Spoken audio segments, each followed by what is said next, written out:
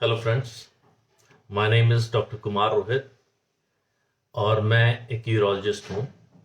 Urologist आपके kidney एवं मूत्र रोग संबंधित बीमारियों का दवा एवं सर्जरी द्वारा इलाज करता है।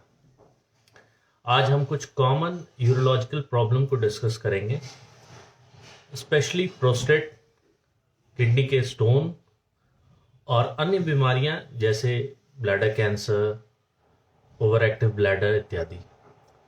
मैं इसको काफ़ी शॉर्ट, संक्षेप में और सरल भाषा में बताने का प्रयास करूंगा। सबसे पहले जो कॉमन बीमारी हम लोग फेस करते हैं अपने ओपीडी में वो है प्रोस्टेट।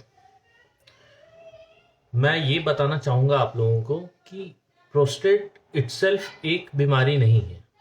प्रोस्टेट हमारे शरीर का एक अंग है, ऐसा अंग जिसके साथ हर मेल पुरुष जन्म लेता है, लेकिन समय के साथ उस प्रोस्टेट की साइज में इंक्रीमेंट होता है, बढ़ते जाता है और धीरे धीरे वो पेशाब के रास्ते पर दबाव पड़ता है। दबाव पड़ने की वजह से पेशाब उतने खुल करके नहीं हो पाता है।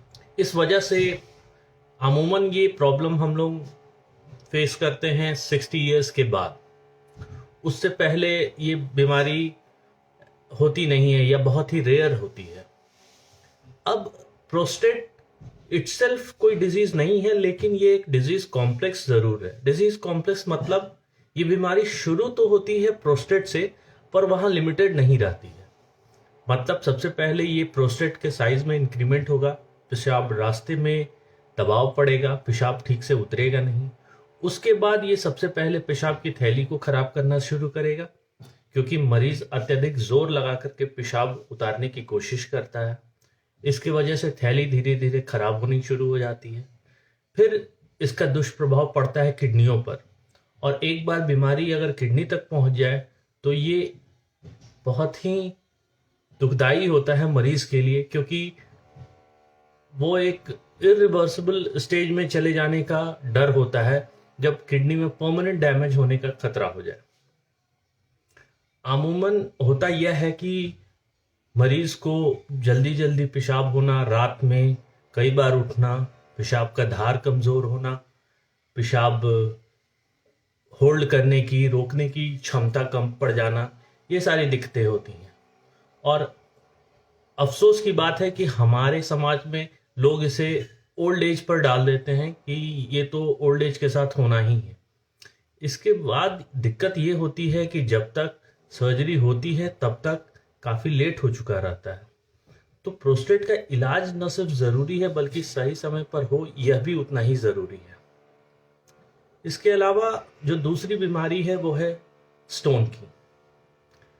ये दोनों बीमारियां मिलकर हमारे ओपीडी में लगभग 90% पेशेंट्स इसी के रहते हैं। अब स्टोन होने का मुख्यतः कारण ये होता है पानी कम पीना। पानी अगर हम 3 से 4 लीटर नियमित रूप से पिए तो काफ़ी हद तक इससे बचा जा सकता है।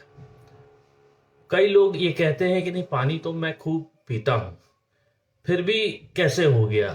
तो दिक्कत ये है कि जब आप एक आउटडोर एक्टिविटी में इन्वॉल्व रहते हो, घर पर नहीं रहते हो, तो हालांकि आपको लगता है कि पानी आप खूब पी रहे हो, लेकिन जब आप अपने पानी का बॉटल अलग करोगे, सेपरेट आप ही सिर्फ उस बॉटल से पियोगे, तो आपको पता चलेगा कि दिन में आप 1-1.5 लीटर से ज़्यादा पानी पी नहीं रहे हो।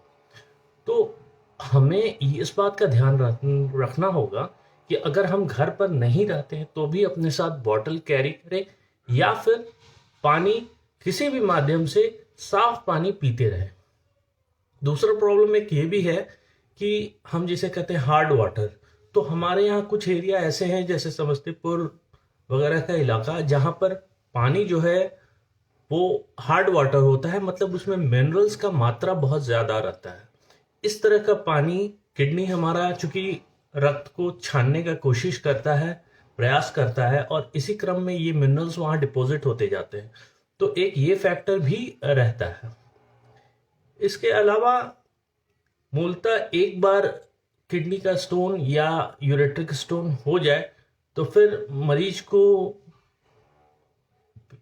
दर्द होना, दर्द के साथ उल्टी होना और पेशाब में जलन होना कभी कभी पेशाब में खून आना, ये सारी दिक्कतें होती हैं। अब प्रायः पेशेंट्स का एक और स्टेटमेंट रहता है कि ऐसी कोई दवा दे दे जिससे वो गल जाए। देखिए, स्टोन को गलाना इतना सरल कार्य नहीं है। अगर कोई दवा इतनी स्ट्रांग रहे कि बिल्कुल वो स्टोन को गला दे, तो वाकई में वो बहुत ही पाथ ब्रेकिंग रिसर्च कहूँगा मैं। होता ये है कि जो छोटे स्टोन होते हैं, 6 mm या 6 mm से साइज इनका कम होता है, वो हमारे पेशाब के रास्ते के द्वारा निकल जाते हैं। ऐसे स्टोन को ही कई लोग प्रचारित कर देते हैं कि वो स्टोन गल गया। नहीं, वो गलता नहीं है, वो आपके पेशाब के रास्ते से बाहर आ जाता है। इसलिए ये हमें ध्यान रखने की जरूरत है कि हम दुष्प्रचार में न पड़े। हाँ, सही समय पे सही इलाज जरूर करवाएं, ताकि हम अपने एक छोटे से बीमारी को एक गंभीर रूप न लेने दें। थर्डली, जो प्रॉब्लम हम लोग फेस करते हैं वो है ब्लैडर कैंसर का। तो पेशाब की थैली का कैंसर जो है वो प्रायः उन लोगों में होता है जो 50 साल से ज़्यादा उम्र के हों, सिगरेट खास करके, और कुछ तरह के केमिकल्स होते हैं जिनके एक्सपोजर होने पर ये कैंसर होने का चांस बढ़ जाता है। ऐसे मरीजों में प्रायः पहला सिम्टम रहता है पेशाब के रास्ते में खून आना। तो ओल्ड एज में अगर पेशाब के रास्ते में खून आता है तो इस बात का बहुत ज़्यादा ध्यान रखना चाहिए कि गलती से भी उसको हल्के में ना लें हम, और इस पर जितनी जल्दी हो किसी भी विशेषज्ञ से मिल करके उसका प्रॉपर इलाज करवाएं। पेशाब के थैली का कैंसर किसी भी दवा से ठीक नहीं होता है, इस बारे में किसी को भी कोई कंफ्यूजन नहीं रखना चाहिए। हाँ, ये ज़रूर है कि आप यदि समय पर उसका इलाज करवाएं, अर्ली स्टेज में करवाएं, तो इस बीमारी को काफ़ी हद तक कंट्रोल किया जा सकता है और पेशेंट का लाइफ प्रोलॉन्ग हो सकता है।